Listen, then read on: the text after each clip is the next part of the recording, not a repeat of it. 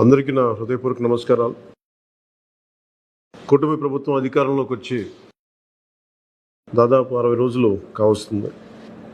నేను పంచాయతీరాజ్ శాఖ, అటవీ శాఖ బాధ్యతలు స్వీకరించిన తర్వాత పంచాయతీ శాఖకు సంబంధించి చాలా రివ్యూలు చేశాం. రూరల్ వాటర్ సప్లై, రోడ్లకు సంబంధించి చాలా రిపోర్ట్స్లో తెలియజేస్తూనే వచ్చాను. ఏ స్థాయిలో నిధులు సరిగ్గా పంపిణీ జరగలేదు, వచ్చినా దాని దుర్వినియోగం జరిగినాయి. ఈ పరిస్థితుల్లో కూటమి ప్రభుత్వం చాలా చిత్తశుద్ధితోటి ఈ పంచాయతీరాజ్ వ్యవస్థని బలోపేతం చేయాలి అని చెప్పి చాలా బలమైన నిర్ణయం తీసుకున్నాం. దాంట్లో భాగంగానే 3 కీలకమైన నిర్ణయాలు తీసుకున్నాం. ఒకటి, ఆగస్టు 15 ఈ జెండా పండుగకి సంబంధించి.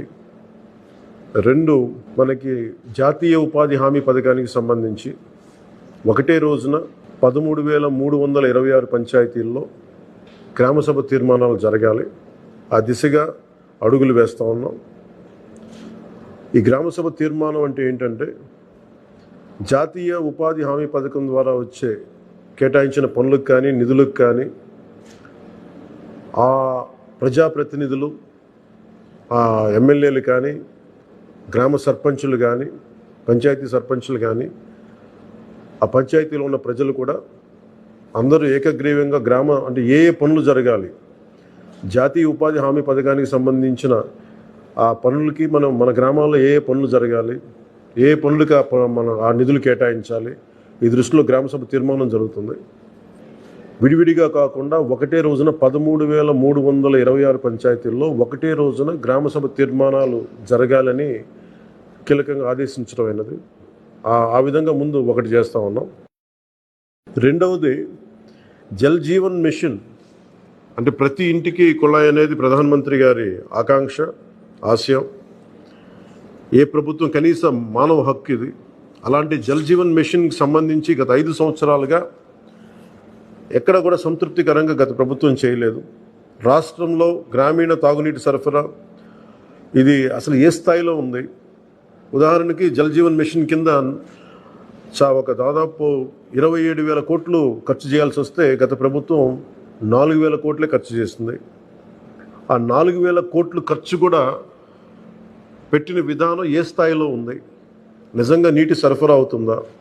ఉదాహరణకి చాలామంది ఎమ్మెల్యేలు అందరూ కూడా నా దృష్టికి తీసుకొచ్చిందా కూడా, నాకు వాళ్ళు ఇచ్చే ఈ పిటిషన్స్ కానీ ఇవన్నీ కూడా ఏం తెలియజేస్తున్నాయంటే, పంచాయతీల్లో కానీ గ్రామాల్లో కానీ జేజే మిషన్ కింద పైప్ లైన్లు వేశారు, కానీ దానికి ఆ నీటి సరఫరా ఉండే ఇది లేదు, దానికి వాటర్ సోర్స్ లేకుండా పైప్ వేసి వెళ్ళిపోయారు.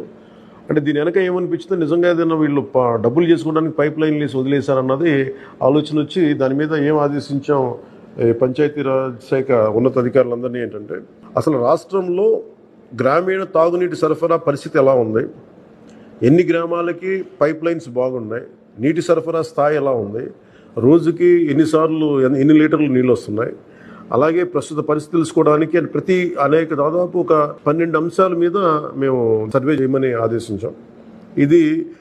దీన్ని పల్స్ సర్వేగా మీ దృష్టికి తీసుకొస్తున్నాం. ఇది పల్స్ సర్వే చేపడుతున్నాం. దీంట్లో వచ్చిన డేటా ఆధారంగా జల్ జీవన్ మిషన్ని కూటమి ప్రభుత్వ ఆధ్వర్యంలో అత్యంత పకడ్బందీగా ప్రణాళిక రచన చేయడానికి ఈ సర్వే నిర్వహిస్తున్నాం. ఒకసారి ఈ డేటా పాయింట్స్ అన్నీ రాగానే ఏ పంచాయతీల్లో నీళ్ళు వస్తున్నాయి, ఏ పంచాయతీల్లో పైప్ లైన్లు డ్యామేజ్ అయినాయి, అసలు గత ప్రభుత్వం చేసిన 4,000 కోట్ల రూపాయల ఖర్చు నిజంగా ఆ ఉద్దేశింపు పనులకి జరిగిందా లేదా, వీటన్నిటిని కూడా ఈ పల్స్ సర్వేలు మనకి తెలిసి వస్తాయి. దీని సమూలంగా ప్రజలందరికీ సమీప భవిష్యత్తులో తెలియజేస్తాను. అలాగే గ్రామ పంచాయతీలు, పంచాయతీరాజ్ వ్యవస్థ బలోపేతం కావాలంటే సర్పంచ్ వ్యవస్థ చాలా కీలకమైంది. గత ప్రభుత్వం పంచాయతీ ఎన్నికలు సరిగ్గా నిర్వహించలేకపోవడం వల్ల మనకు నిధులు రాలేకపోయినాయి. చాలాసార్లు మేము అధికారంలోకి రాకముందు పంచాయతీ మనకి సర్పంచ్లందరూ మా దృష్టికి తీసుకొచ్చింది ఏంటంటే, కనీసం మాకు బ్లీచింగ్ పౌడర్ కూడా మాకు కొనుక్కునే డబ్బులు లేవు మా దగ్గర. వాళ్ళ అకౌంట్లో పడ్డా కానీ డబ్బులు ఈ ప్రభుత్వం ఈ డిస్కౌంట్స్ అని చెప్పి డబ్బులు తీసేసుకున్నారు. సో పంచాయతీల నిర్వహణకి ఎన్నికలు జరిగినాయి, కానీ పంచాయతీల నిర్వహణకి సంబంధించి ఏ విధంగా వారికి సరైన ఆర్థిక పరిపుష్టి జరగలేదు నిధులు పడ్డాక. నిధుల దుర్వినియోగం జరిగింది, అది మీ అందరికీ తెలిసిందే. దానికి మరింత వివరంగా ఎప్పటికప్పుడు తెలియజేస్తాం. సో ముఖ్యంగా పంచాయతీరాజ్ వ్యవస్థని, సర్పంచ్ వ్యవస్థని బలోపేతం చేయాలన్నదే మా కూటమి ప్రభుత్వం తాలూకు ఆశయం, ఆకాంక్ష. దాంట్లో భాగంగా ఇప్పుడు దాకా గత 30 సంవత్సరాలుగా, గత 1990 నుంచి ఇప్పటిదాకా ఎప్పుడు 15 ఆగస్టు పండగ జరపడానికి ఇప్పటిదాకా నిధులు ఇప్పుడు సమకూర్చలేదు. చాలా నామకే వాస్తే నామమాత్రంగా ప్రతి పంచాయతీకి, చిన్న పెద్ద పంచాయతీలకి 100 రూపాయలు, చిన్న పంచాయతీలకి, పెద్ద పంచాయతీలకి 250 రూపాయలు చొప్పున ఇచ్చేవారు. ఒకవైపు ఏమో గాంధీ గారి కలల కన్నా పల్లెలే పట్టుకొమ్మలు అంటూ ఉంటాం, గ్రామీణ స్వరాజ్యం అని మాట్లాడతాం. కానీ ఎన్నికల్లో నిలబడ్డ పంచాయతీ సర్పంచ్కి మటుకు జెండా పండుగ నిర్వహించాలంటే వాళ్ళకి ఇచ్చే డబ్బులు 100 రూపాయలు, 250 రూపాయలు. ఈ రివ్యూ మీటింగ్స్లో మాకు తేలింది ఏంటంటే 100 రూపాయలకి, 250 రూపాయలకి 13,326 పంచాయతీల్లో ఏం చేయగలరు? మేము ఒకటే ఆదేశించాను, రాగానే చాలా ఘనంగా జరుపుకోవాలి. గాంధీ గారి ఈ గ్రామ స్వరాజ్యాన్ని నిజంగా మనం ముందుకు తీసుకెళ్లాలంటే ఆ స్టేట్మెంట్ చాలా బలంగా ఇవ్వాలి. 1994లో ఇచ్చిన జీవో 100 రూపాయలు, 250 రూపాయలు, ఒకటి స్వాతంత్ర దినోత్సవానికి, 2 గణతంత్ర దినోత్సవానికి, వాటిని పెంపొందించేలాగా, వాటిని పెంచేలాగా ఒక కీలకమైన నిర్ణయం తీసుకుంది ఈ కూటమి ప్రభుత్వం. ప్రతి ఒక్క పంచాయతీలో సర్పంచులు తలెత్తుకొని సగౌరవంగా జెండా వందనం చేసేలాగా రాష్ట్రంలోని ఎన్డీఏ ప్రభుత్వం నిర్ణయం తీసుకుంది. ఆగస్టు 15న స్వాతంత్ర దినోత్సవ వేడుకల నిర్వహణకు నిధులు కొరత లేకుండా చేశాం. చిన్న పంచాయతీలకి 10,000 రూపాయలు, మేజర్ పంచాయతీలకి 25,000 రూపాయల చొప్పున నిధులు సమకూరుస్తున్నాం. దానికోసమని జీవోను కూడా రిలీజ్ చేశాం. దీనిని పంచాయతీ సర్పంచులు దీన్ని పూర్తిగా సద్వినియోగం చేసుకోమని నేను విన్నవించుకుంటా ఉన్నాను. ఇప్పటి వరకు పంచాయతీలకి ఇంత పెద్ద స్థాయిలో ఆగస్టు 15, జనవరి 26 వేడుకలకు నిధులు ఇచ్చింది లేదు. 34 సంవత్సరాలుగా 1990 నుంచి ఈ మొత్తం ఇప్పటిదాకా పెంచలేదు. 34 సంవత్సరాలుగా ఈ పండగలకి, జెండా వందనం పండగ కానీ, గణతంత్ర దినోత్సవానికి కానీ 100 రూపాయలు, 200 రూపాయలు చొప్పున ఇచ్చేవాళ్ళు. ఈ మొత్తాన్ని గణనీయంగా పెంచాలని చెప్పి కూటమి ప్రభుత్వం నిర్ణయం తీసుకొని జీవో జారీ చేసింది. 13,326 పంచాయతీల్లో ఘనంగా, గౌరవంగా స్వాతంత్ర దినోత్సవ వేడుకలు సాగాలన్నదే మా కూటమి ప్రభుత్వం ఉద్దేశం. ఇప్పటి వరకు సర్పంచులు అతి స్వల్ప మొత్తాలతో వేడుకలను ఘనంగా చేయలేకపోయేవాళ్ళు. ఈ విషయం నా దృష్టికి వచ్చింది రివ్యూస్లో.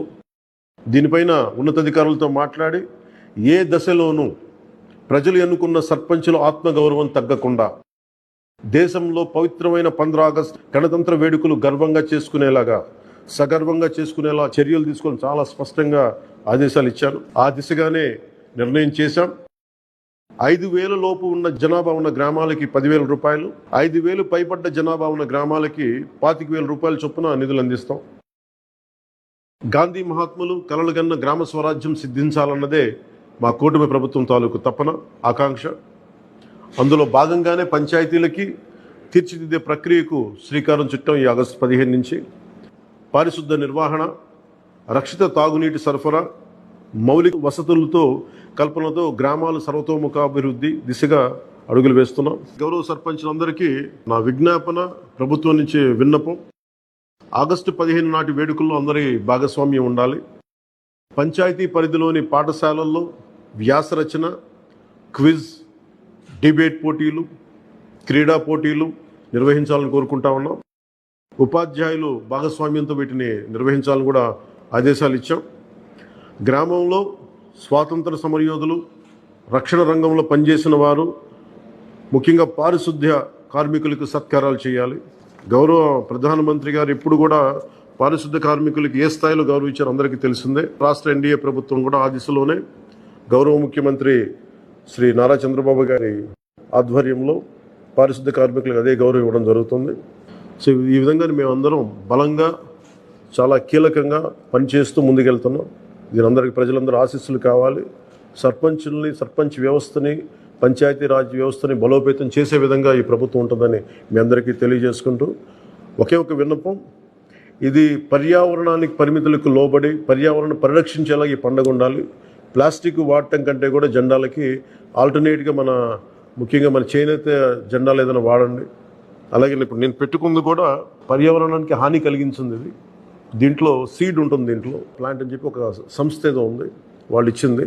మేము ఈ స్థాయిలో మీకు దొరికినంత దాంట్లో పర్యావరణాన్ని పరిరక్షించేలాగా ప్లాస్టిక్ మన జెండా పండుగ అని చెప్పి ప్లాస్టిక్ అంతా రోడ్ల మీద పడేస్తాం. అలా కాకుండా చాలా బాధ్యత తొందరగా జరుపుకోవాలి అని తెలియజేసుకుంటూ సెలవు తీసుకున్నాను.